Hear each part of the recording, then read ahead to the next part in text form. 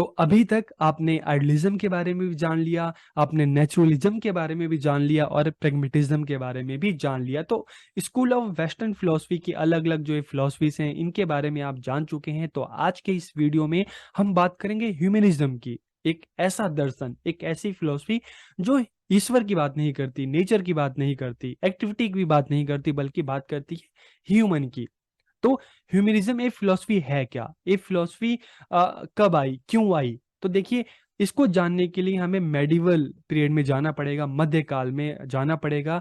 हम medieval period में अगर यूरोपियन सोसाइटी की बात करें तो देखिए, यूरोपियन सोसाइटी में मेडिवल पीरियड में धर्म का, चर्च का बहुत ज़्यादा दबाव था, बहुत ज़्यादा एक तरह से कहेंगे प्रेशर था।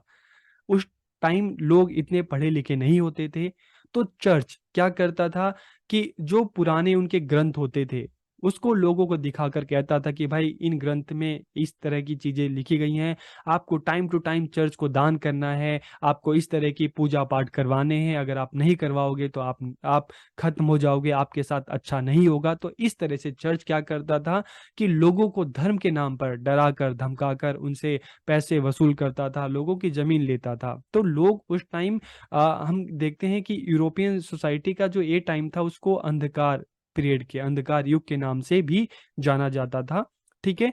तो उस टाइम सोसाइटी पर धर्म का बहुत ज्यादा दबदबा था, लेकिन आगे चलकर जब 1455 में जब प्रिंटिंग प्रेस बना और जो बाइबिल की हम बात करते हैं, तो धीरे धीरे इसकी काफी सारी जब कॉपियां प्रिंट होने लगी और जो बुक्स लोगों के हाथ में जाने लगी, तो इससे लोगों में जो पढ़ने की जो प्रवृत्ति है, आदत है, हैबिट है, डेवलप हुई। और जब लोगों ने उन ग्रंथों को खुद से पढ़ा तो लोगों को पता चला कि नहीं यार, ऐसी चीजें बाइबल में नहीं लिखी गई है जैसे चर्च हमें कहते हैं। चर्च हमें धर्म के नाम पर बाइबल में ये लिखा है, वो लिखा है, झूठ झूठ बोलकर हमको डराते हैं, धमकाते थे। ऐसा कुछ था ही नहीं। ये लोगों को कब पता चला? जब लोगों ने अपने खुद से जब उन बुक्स को पढ़ा, बाइबल को पढ़ा, तो लोग अवेयर हुए। तो फिर क्या हुआ? फिर धीरे धीरे जो सोसाइटी पर जो धर्म का जो दबदबा था, जो प्रेशर था, वो खत्म होने लगा। तो अब ह्यूमन ने क्या किया? वहां के लोगों ने अब अपने बारे में सोचा, धर्म से हटकर अब अपने ह्यूमन हैप्पीनेस के बारे में सोचा, ह्यूमन वेलफेयर के बारे में सोचा। तो धीरे धीरे एजुकेशन में जो हम बात करते हैं, जो आर्ट, जैसे आर्ट सब्जेक्ट की आप बात करते हो ना, तो ह्यूमनिस्टिक जो सब्जेक्ट, चाहे हम सोशोलॉजी की बात करें, चाहे हम बात करें हिस्ट्री की बात करें, हम पॉलिटिकल साइंस की बात करते हैं, हम सिविक्स की बात करते हैं, तो इस तरह के जो सब्जेक्ट हैं बड़े पैमाने पर अस्तित्व में आए, लोगों को पढ़ाया जाने लगा, लोगों को सिखाया जाने लगा, ह्यूमन की बात होने लगी, ह्यूमन वेलफेयर की बात होने लगी, ह्यूमन हैप्पीनेस की बात होने लगी। तो आज के इस वीडियो में हम ह्यूमनिज्म की बात करेंगे कि ह्यूमनिज्म फिलॉसफी क्या है। एक ऐसी फिलॉसफी जो ह्यूमन की बात करती है, जिसके सेंटर में ह्यूमन है, ह्यूमन हैप्पीनेस है, ह्यूमन वेलफेयर है। तो इस वीडियो में हम जानेंगे ह्यूमनिज्म के बारे में कि ह्यूमनिज्म क्या है, इसके क्या ऑब्जेक्टिव हैं, क्या प्रिंसिपल्स हैं, टीचर के बारे में क्या कहता है, स्टूडेंट के बारे में फिलोसफी क्या कहती है, किस तरह के मेथड्स होने चाहिए, किस तरह के सब्जेक्ट बच्चों को पढ़ाए जाने चाहिए, किस तरह के स्कूल होने चाहिए, और आज के टाइम में हमारे एजुकेशन सिस्टम में ह्यूमनिज्म जो एक फिलॉसफी है, इसकी क्या इंपॉर्टेंस है, इसका क्या महत्व है, इसकी कौन कौन सी ऐसी चीजें हैं जो हमारे एजुकेशन सिस्टम में अपनाई जानी चाहिए ताकि बच्चों का ऑलराउंड डेवलपमेंट हो सके। बच्चे पढ़ाई के साथ साथ बच्चे ह्यूमन, अपने ह्यूमन जो एग्जिस्टेंस है, ह्यूमन है, ठीक है, ह्यूमन वेलफेयर है, इसके बारे में भी जान सकें, बच्चों में ह्यूमैनिटी जो है वो डेवलप हो सके। तो वीडियो को आखिरी तक देखिए और वीडियो कैसा लगा कमेंट करके जरूर बताइए। तो हम वीडियो को शुरू करते हैं। सबसे पहले अगर हम इसके कंसेप्ट को जाने तो humanism refers to the philosophy in which human beings have a centre place, कि मानववाद से तात्पर्य उस दर्शन से है जिसमें मानव को केंद्रीय स्थान प्राप्त है। Humanism is a criterion for resolving disputes arising in human life, कि मानववाद मानव जीवन में उत्पन्न होने वाले विवादों को हल करने की एक कसौटी है कि ह्यूमन लाइफ में जो अलग अलग कंट्रोवर्सी हैं, विवाद हैं, किस तरह से इसको प्यार से मिलकर निपटाया जा सकता है। इसी की बात ह्यूमनिज्म में की जाती है।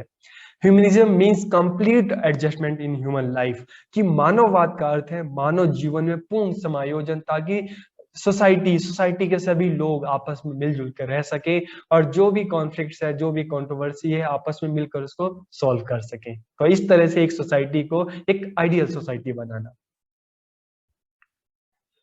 अगर हम इसके प्रिंसिपल्स की बात करें तो प्रिंसिपल ऑफ ह्यूमन एग्जिस्टेंस, की मानव अस्तित्व का सिद्धांत, तो जैसे मैंने आपको बताया कि जब रिलीजन का जो एक प्रेशर था खत्म होने लगा तो ह्यूमन एग्जिस्टेंस पर, ह्यूमन लाइफ पर ध्यान दिया जाने लगा। प्रिंसिपल ऑफ ह्यूमन लिबर्टी, मानव स्वतंत्रता का सिद्धांत। प्रिंसिपल ऑफ ह्यूमन हैप्पीनेस, मानव खुशी का सिद्धांत। प्रिंसिपल ऑफ ह्यूमन वेलफेयर, मानव कल्याण का सिद्धांत। प्रिंसिपल ऑफ वर्ल्ड सिटीजनशिप, विश्व नागरिकता का सिद्धांत। जैसे हमारे यहाँ पे इंडिया में कहा जाता है वसुधैव कुटुंबकम, कि ये पूरा जो ये दुनिया है ये अपना एक परिवार है, ठीक है। तो प्रिंसिपल ऑफ वर्ल्ड सिटीजनशिप, इसमें विश्व नागरिकता की बात की गई है, जहाँ पे सभी लोग आपस में मिलजुल कर रहें। Principle of belief in human dignity, कि मानव गरिमा में विश्वास का सिद्धांत, जहां पे ह्यूमन हैप्पीनेस पर ध्यान दिया जा रहा है, ह्यूमन डिग्निटी पर ध्यान दिया जा रहा है। प्रिंसिपल ऑफ एक्सीलेंस, श्रेष्ठता को प्राप्त करने का सिद्धांत, कि एक श्रेष्ठ मानव।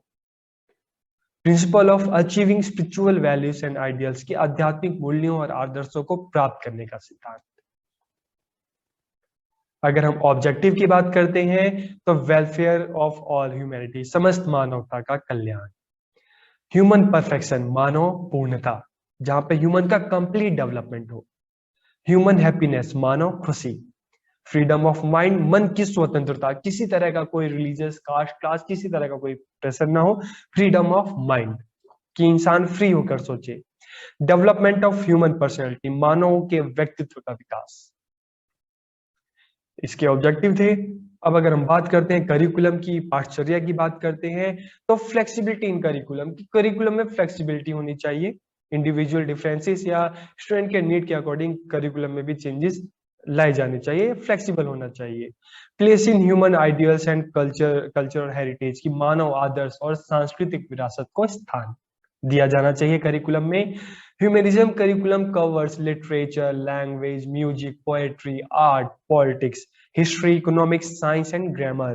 की मानवतावाद पाठ्यक्रम की बात करें तो इसमें साहित्य को स्थान दिया जा रहा है, भाषा को, संगीत को, कविता को, कला, राज